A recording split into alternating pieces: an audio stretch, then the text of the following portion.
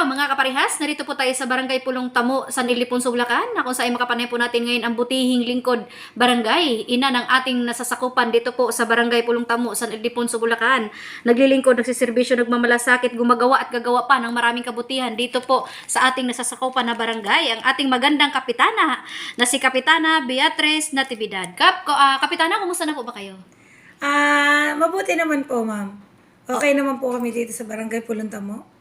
Okay, Kapitana, may tanong ko lang po, kumusta na po ba sa ngayon ang ating barangay?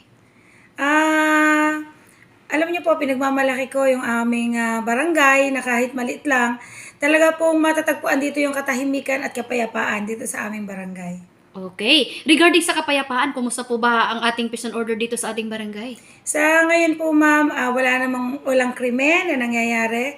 Sa simula ng panahon ko, 2018 up to present, wala naman pong mga krimen na nangyayari. At sa kasalukuyan po kami ay drug-cleared barangay. 2 years ago pa po. Okay. So, regarding naman po sa kalinisan, Kapitana, kumusta po ba ang ating kalinisan sa ating barangay? Yan po yung hindi namin pinababayaan. Actually po, every week ay nagkakaroon at nagdadaos kami ng clean-up drive. Kasama ang aking mga barangay volunteers, katuwang ang aming buong sangguniang barangay. Okay. For the second term, Kapitana, may tanong ko lang po, ano na po ba ang ating mga magandang naipundar na o accomplishment dito sa ating barangay Pulong Tamo? Medyo marami na po, ma'am. So, ano-ano po ito, Kapitana? Simula po 2018 na aking pananungkulan, nakapagpundar na po kami ng health center, session hall, senior and SK building, bagong barangay hall, at meron na rin po kaming 2 building ng daycare center. At ngayon po, bagong-bago yung aming covered court na itinayo po namin sa kabibili lang na lote na may sukat na 6,022 square meter. Okay. Kumpara sa inyo, Kapitana, sa the second term, ano naman po ang karagdagan nyo pong pinapangarap o bigyan pang priority dito po sa pag-unlad ng ating Barangay Pulong Tamo? Sa totohanan po, ma'am, napakarami ko pang pangarap. Napakarami ko pang plano dito sa aming barangay.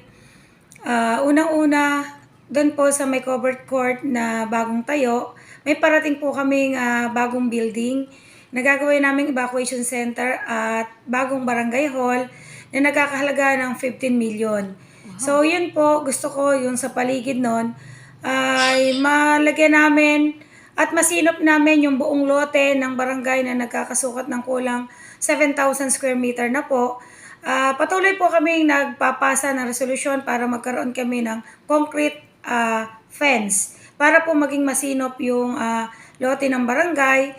At pangarap ko pa rin po kasama ng aking mga kasamahan na magkaroon ng community park para naman sa aking mga kabarangay pag gusto nilang magpahinga, merong gustong maglibang, meron po silang masisilungan at mapupuntahan lalo na sa bandang hapon, ay mga gustong magsumba, after nun gusto nilang magpicnic, meron silang uupuan na maayos na parke. Okay. Dito sa aming barangay. Okay po. So, ganito na lang po, Kapitana. Panawagan na lang po o mensahe sa ating mga minamahal na mga kabarangay na sila po ay patuloy na may respeto at sumusunod sa inyong batas na pinapatupad sa ating barangay.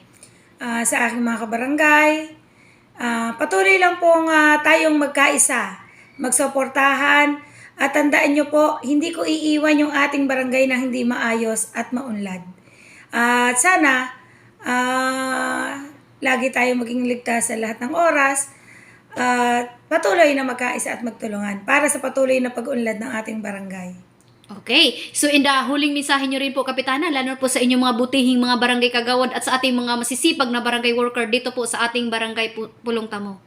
Sa aking mga kasamahan na konsihal at buong sangguniang barangay, una muna sa inyo, syempre, taos pusong pasasalamat kasi lagi kayo nandyan. Lagi kayong handang sumuporta sa akin, sa aking pagkukulang, sa panahon, yon ay inyong pinupunan. Kaya sabi ko nga, lagi tayong sama-sama para sa patuloy na magandang paglilingkod sa ating barangay. Thank you mga kasama. At sa akin mga barangay volunteers, Alam ko na hindi sulit yung inyong honoraria, napakaliit kumpara sa hirap at pagmamalasakit nyo sa ating barangay, sa linggo-linggong paglilinis, sa bawat patawag. Alam kong hindi sapat yung konting honoraria, pero hindi ko yun nahahalata sa inyo. Sa isang tawag lang, nandiyan kayo lagi.